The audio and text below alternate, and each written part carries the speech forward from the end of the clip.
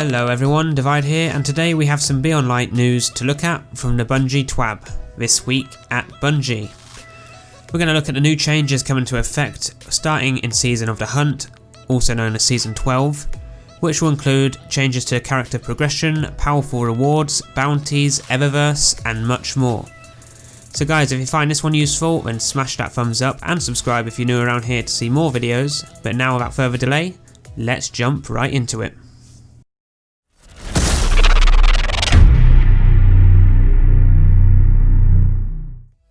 So firstly, we're taking a look at progression changes. Now Bungie mentioned here that when you first log in next season, all your weapons and armour will be at 1050 power or higher.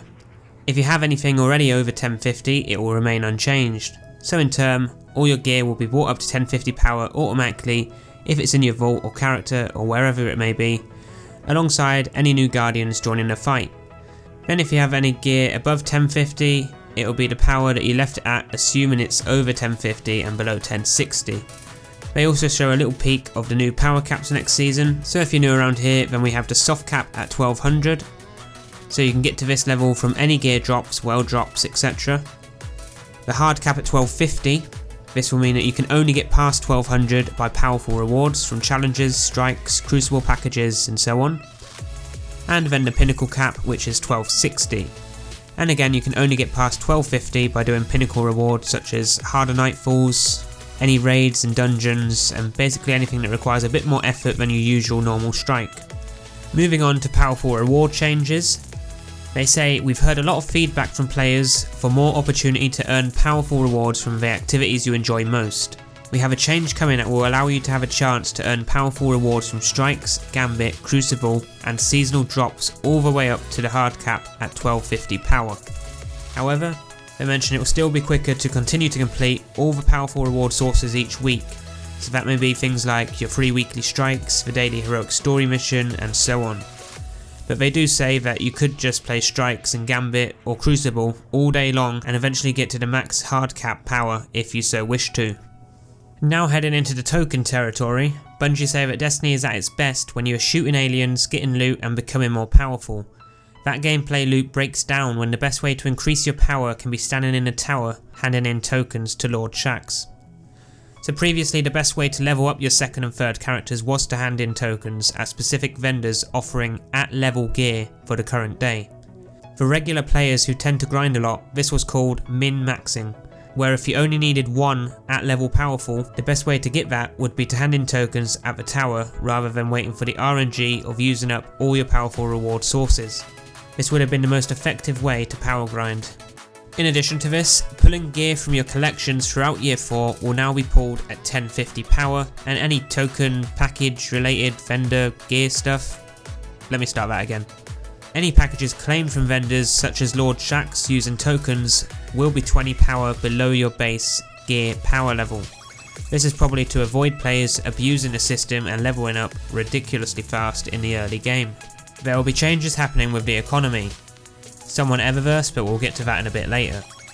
Bungie say that starting in Season 13, just in case you get confused, this is the season after Beyond Light, probably launching in early 2021. All the materials from Io, Titan, Mercury and Mars will no longer be accepted by vendors. So if you still have these, be sure to hand them in by the end of Season 12, but preferably before Beyond Light launches in a few weeks' time. They say that there are other items that will be removed from your inventory which are currently useless, so if you want to know the full list, I will link that article down below in the description. But now moving on to bounties.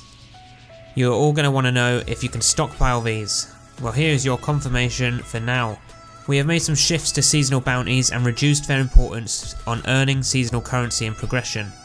We're happy with these changes, but we still want to continue to improve the bounty system overall. So by the looks of things, it seems like bounties aren't really going to change much at all. But they did mention before that you cannot save events bounties, seasonal bounties and gambit bounties for the next season, so it's probably best to hand those ones in now before the launch of Beyond Light. But I'd still recommend keeping your strikes and planet bounties, well, the ones that aren't being removed, and all the ones like that. And just briefly, they do mention that they are working on a new system to replace weekly bounties, which are non-expiring and account scoped objectives instead. But this isn't to be expected to roll out until at least Season 13 next year. With the Season Pass, Bungie said they wanted to change the way you earn Bright Dust and move more towards account-specific paths to give players with only one character significantly more Bright Dust than they've been earning over the last year. So here they show that change.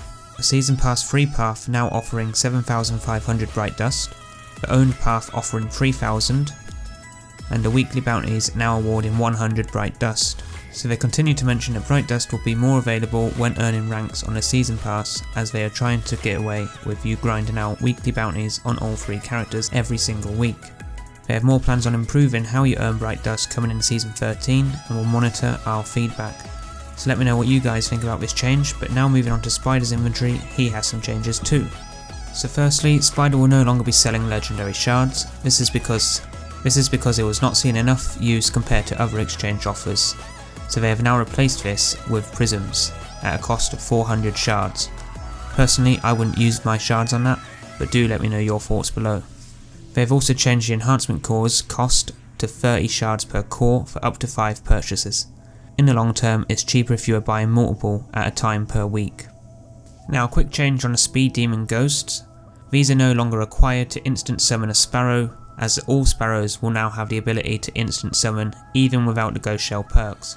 That's a pretty neat change, which means now that frees up a perk via ghost shell for things like Guiding Light for that extra XP.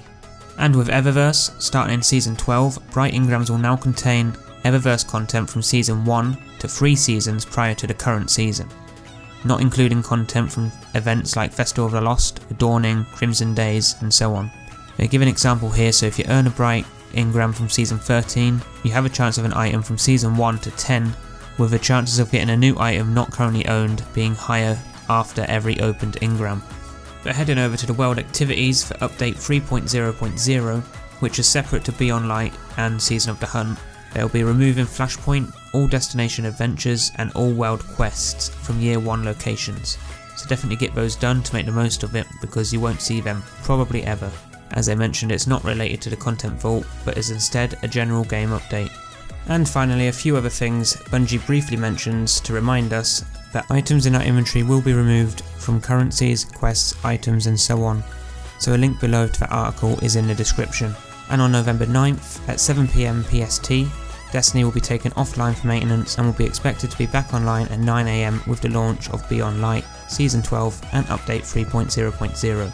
But I wouldn't be surprised if you can't log in for a few additional hours with the nice login queue, but we'll have to wait and see. They mentioned that the issue with PlayStation 4 players who bought the Collector's Edition may have had an email about being locked out of their account. They have said this problem has now been resolved and you can safely redeem your codes. And finally, titles and seals will be removed soon, so Bungie strongly advises that you claim and equip all your title seals you've done before Beyond Light launches to be correctly counted and claimed. And that is pretty much it for the TWAB this week. I will leave all sources and references down in the description for more guidance and links to my other videos to help you prep for Beyond Light. But that's all I have for you guys today, so if you did find this one useful, then a rating is much appreciated, and subscribe if you're new for more. But for now, whatever you do, keep on the grind, and I'll see you in the next video.